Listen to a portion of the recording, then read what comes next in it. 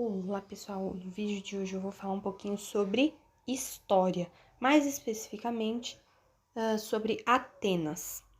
Então, bora lá. Vamos começar falando sobre Atenas.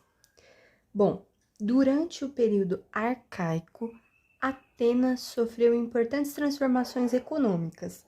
O comércio externo desenvolveu-se bastante, principalmente em razão das colônias fundadas pelos gregos nas ilhas do Mar Egeu e no litoral da Ásia Menor. Tá. Aqui eu até coloquei esse tema, o berço da democracia. Demo é povo e a cracia é poder. Então, é o poder do povo, né? Ocorreram, então, mudanças sociais profundas. Profundas mudanças sociais. O que acontece aqui? Vou explicar. Alguns dos antigos marginais, que eram os tetas, dedicaram-se ao comércio e ao artesanato. Então, eles passaram a ter uma grande importância na vida da cidade. Muitos escravos, o que aconteceu com os escravos? Muitos deles foram comprados para trabalhar na agricultura. As novas classes sociais que surgiram, que eram os comerciantes e os artesãos, eles começaram a pressionar os aristocratas. E aí, essa pressão aos aristocratas deu início a uma grave crise política em Atenas. Ok.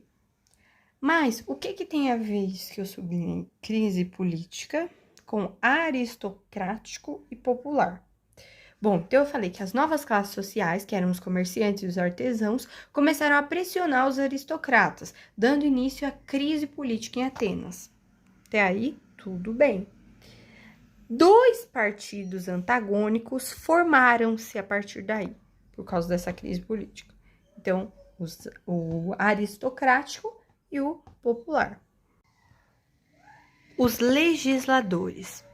Então, o Partido Popular reivindicava reformas, a começar por leis escritas, pois até então a legislação ela era oral e ela estava sujeita à interpretação duvidosa, óbvio. Os eupátridas incumbiram, ou seja, eles encarregaram o drácon, que era um magistrado, um arconte, de redigir as primeiras leis escritas de Atenas, com extrema severidade. Assim, eles encarregaram o drácon só para redigir as leis escritas em Atenas. Só que ele fez isso com extrema severidade. Aí, o que aconteceu? A crise continuou. Aí, aqui, o Partido Popular exigiu a participação no poder político, óbvio.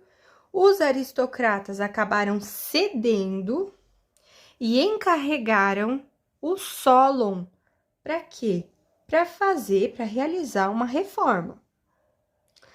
Aí, entre suas propostas, destacaram-se as reformas econômicas, reformas sociais, reformas políticas, mas tudo tem o seu mais, porém, entretanto, todavia, a reforma do Solon não chegou a ser integralmente realizada. Por quê? Por causa da resistência dos aristocratas. O que acontece? O Solon foi expulso de Atenas, e aí essa expulsão dele agravou ainda mais a situação política, até que um eupátrida habilidoso. Que eupátrida habilidoso foi esse? Foi o... Vamos ver.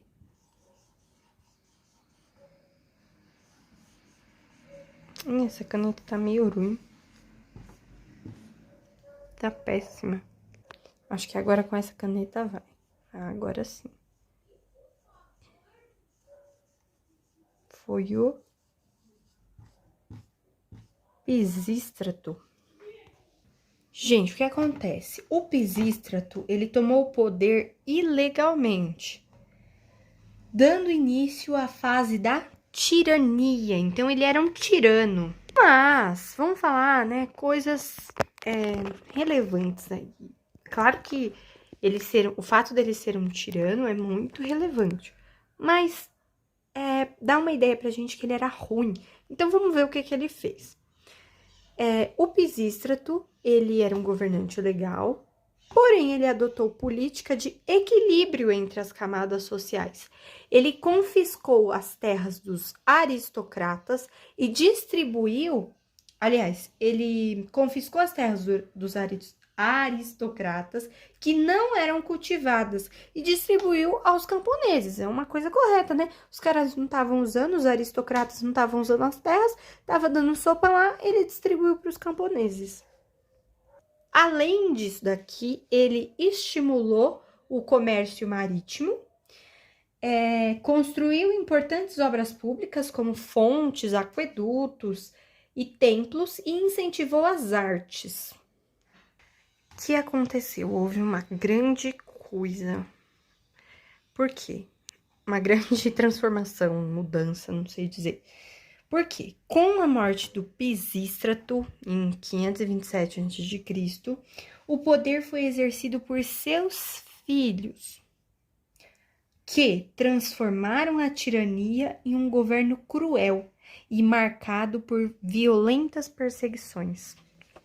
Então, a tirania não era uma coisa ruim, mas aí os seus filhos, os filhos do Pisístrato, transformaram a tirania num governo cruel.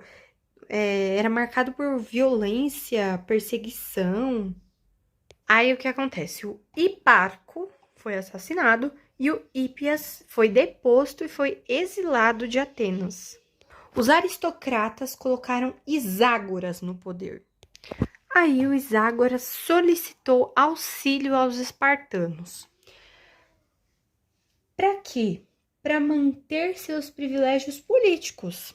Aí, isso que ele fez gerou uma revolta geral dos atenienses. E os atenienses estavam sendo liderados por um aristocrata chamado de Clístenes. Expulsaram o tirano da cidade e derrotaram o exército inimigo. Expulsaram o Iságoras e derrotaram o exército inimigo. A reforma de Clístenes.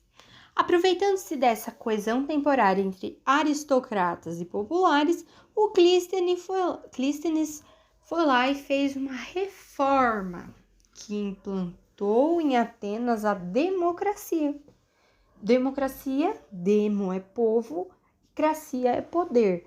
Então, é poder do povo. Então, o Clístenes, ele fez uma reforma que implantou em Atenas o poder do povo, a democracia. Nesse novo regime de governo, todos os cidadãos teriam direitos políticos, sendo a participação direta mediante o comparecimento à Assembleia. Ele, o Clístenes, se preocupou em eliminar a influência das famílias eupátridas, dividindo o território em demos, que eram pequenas comunidades autônomas, em que os cidadãos eram relacionados com base na residência. Depois foram criadas 10 tribos, que reuniam elementos de todas as classes sociais. Com a finalidade de preservar a democracia na cidade de Atenas, o Clístenes instituiu o ostracismo. Que é o ostracismo? Ele consiste em um exílio forçado dos maus cidadãos, né? Para isso, o nome do indivíduo era escrito em um pedaço de argila, que era chamado de ostracon. Quando a maioria votava pela expulsão, o cidadão perdia seus direitos políticos sem perder os bens. Depois de 10 anos, a pessoa banida podia voltar para a cidade e recuperar todos os seus direitos de cidadão. Esse costume, introduzido por Clístenes, prevaleceu até o final do século V a.C.